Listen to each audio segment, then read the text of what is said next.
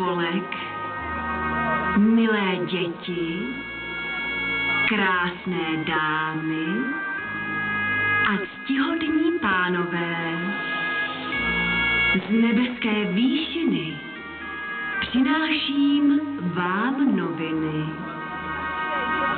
Nesu pro vás také dárky z mé andělské várky. Mám toho dost. Nejdříve však budu přát upřímnost. Dále myslete hlavně na lásku. Nedávejte jí nikdy v sázku. Srdce mějte otevřená zcela. Co jiného byste čekali od anděla? Než vydáte se někam na kávu, vysypu pár rad z rukávu. Moji rozmilí budějčáci, a pak se vydám dál po své práci. Blíží se skokem nový rok a s ním mnoho zcela nového. Nepůjčujte si na úrok a investujte jen do svého.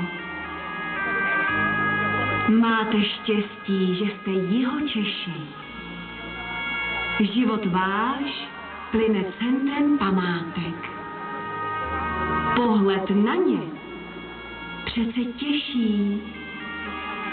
Vždyť poučné je ohlédnout se nazpátek.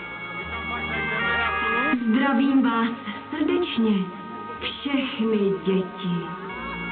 Doufám, že hodné jste byli a rodiče netrápili. Viděl jsem čerty chodit po zemi, vyhlížet a schánět, kdo neposlouchá.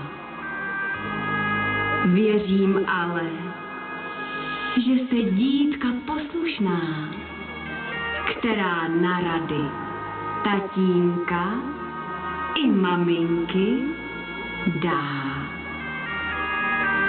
Ve spolek bych vám potom přál zájem o svoje nejbližší, aby vás každý skutek hřál, a pamatujte, i dobré slovo potěší.